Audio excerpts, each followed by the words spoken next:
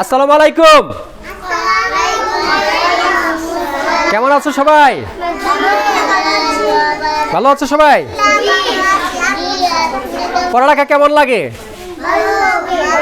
আজকে যারা ফার্স্ট হয়েছে তাদের মতো সবাই হতে চাও? তাহলে আজকে থেকে সবাই প্রতিজ্ঞা করবা যে ফার্স্ট হয়েছে তার মতো করে আমিও ফার্স্ট হব আগামী পরীক্ষায়, ঠিক আছে? আজকে আমরা রইসুদ্দিন ইসলামিয়া মডেল স্কুলের পরীক্ষার দ্বিতীয় সাময়িক পরীক্ষার রেজাল্ট দেওয়া হয়েছে। প্লে ক্লাসের যে তিনজন প্রথম দ্বিতীয় তৃতীয় হয়েছে এবং হচ্ছে নার্সারি ক্লাসের প্রথম দ্বিতীয় তৃতীয় হয়েছে।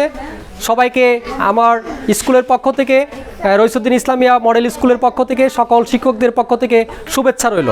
সবাই একটা করতালিতে মাধ্যমে হাততালি দিয়ে শুভেচ্ছা জানায়। অনেক অনেক ধন্যবাদ।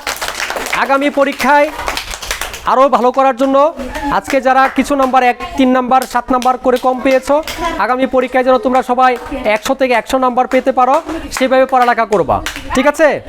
আর আমার সাথে তোমরা যে কমিটমেন্ট করেছো, সকালে কি ঘুম থেকে উঠে কি পড়তে হবে? ঘুমের দোয়া পড়তে হবে। তারপরে কি ঘুমের দোয়া পড়ে হাত মুখ ধুয়ে তারপরে কি 1 ঘন্টা পড়ালেখা করতে হবে। তারপরে নাস্তা খেয়ে কী করতে হবে? সঠিক সময়ে স্কুলে আসতে হবে। প্রতিদিন কি স্কুল বন্ধ করা যাবে না? বন্ধ করা যাবে? ঝড় বৃষ্টি যাই থাকুক ছাতা মাথা দিয়ে হইলো চলে আসতে হবে, ঠিক আছে? এখন থেকে এই শিক্ষকদেরকে বলতেছি প্রতিদিন হাজিরা কাটা করা হবে সঠিকভাবে, এবং হচ্ছে যারা প্রতিদিন স্কুলে আসবে তাদের জন্য 10 মার্ক থাকবে। যারা স্কুলে অ্যাবসেন্ট করবে তার পার্সেন্টেজ অনুসারে ওই মার্ক কমতে থাকবে। এটা মোট পরীক্ষাতে যোগ হবে, ঠিক আছে? এটা নোট করে রাখো। তাহলে কি আগামী এই যে কি বলছি শোনো, স্কুলে না আসলে কি হবে? পরীক্ষায় যদি 100 পাও, স্কুলে যদি সঠিকভাবে না আসো তোমার নাম্বার কমে যাবে। কমে যাবে। তাহলে কি প্রতিদিন স্কুলে আসতে হবে। প্রতিদিন কি করতে হবে? সকালে 1 ঘন্টা, তারপরে কি বিকালে খেলাধুলা করবা, রাতে 2 ঘন্টা পড়াশোনা করে তারপর ঘুমাইতে যাবা। ঘুমাইতে যাওয়ার আগে কি করতে হবে? ঘুমানোর দোয়া পড়বা। খাওয়ার আগে কি পড়বা? খাওয়ার দোয়া পড়বা। কোনো কাজ করার শুরুর আগে কি বলবা? বিসমিল্লাহ বলে শুরু করবা। তারপরে সামনে যাকে দেখবা, বড় ছোট সবাইকে কি সালাম দিবা। মনে থাকবে? এটাই হচ্ছে আমাদের রইসুদ্দিন ইসলামিয়া মডেল স্কুলের ছাত্রছাত্রীদের বৈশিষ্ট্য হবে।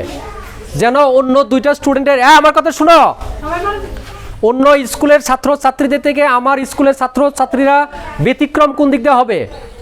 যে কাউকে দেখলে সালাম দেয়, খাওয়ার আগে খাওয়ার দোয়া পড়ে, কোনো কিছু করতে বিসমিল্লাহ বলে, বাবা মাকে আসতে যাইতে বড় ভাই বোনকে সালাম দেয়, ঠিক আছে?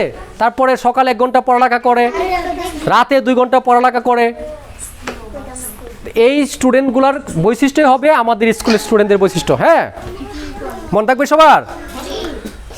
আচ্ছা, আমি মনে হয় স্কুল শুরুর প্রথম দিকে তোমাদেরকে বলেছিলাম, তোমার আব্বু আম্মুদেরকে বলেছিলাম কে কি হতে চাও যেন ডায়েরিতে লিখে রাখা হয়। তোমাদের আব্বু আম্মু কি লিখে রেখেছিল?